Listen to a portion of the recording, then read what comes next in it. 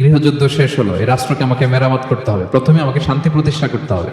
মাওলানা doctor Mizanur Rahman Azhari একজন প্রখ্যাত বাংলাদেশি ইসলামী বক্তা, ধর্ম প্রচারক এবং লেখক। তিনি 1990 সালের 26শে জানুয়ারি ঢাকার ডেমরায় জন্মগ্রহণ করেন। তার পৈতৃক নিবাস কুমিল্লা জেলার মুরাদনগরের পরমতলা গ্রামে। তার পিতা একজন মাদ্রাসা শিক্ষক এবং মাতা গৃহিণী। শিক্ষা জীবন: আজহারী তার প্রাথমিক শিক্ষা দারুন নাজাত সিদ্দিকিয়া কামিল মাদ্রাসায় সম্পন্ন করেন, যেখানে তিনি 2004 সালে দাখিল এবং 2006 সালে আলিম পরীক্ষায় মেধা তালিকায় শীর্ষস্থান অধিকার করেন। 2007 সালে ইসলামিক ফাউন্ডেশন কর্তৃক আয়োজিত মিশরীয় সরকারের বৃত্তি পরীক্ষায় প্রথম স্থান পেয়ে তিনি মিশরের আল আজহার বিশ্ববিদ্যালয়ে তাফসির ও কুরআন বিজ্ঞান বিভাগে ভর্তি হন এবং 2012 সালে স্নাতক ডিগ্রি অর্জন করেন। পরবর্তীতে তিনি মালয়েশিয়ার ইন্টারন্যাশনাল ইসলামিক ইউনিভার্সিটি থেকে পবিত্র কুরআনে মানব ভ্রূণবিদ্যা বিষয়ে এমফিল এবং পবিত্র কুরআন ও বিশ্লেষণী গবেষণায় মানব আচরণগত বৈশিষ্ট্য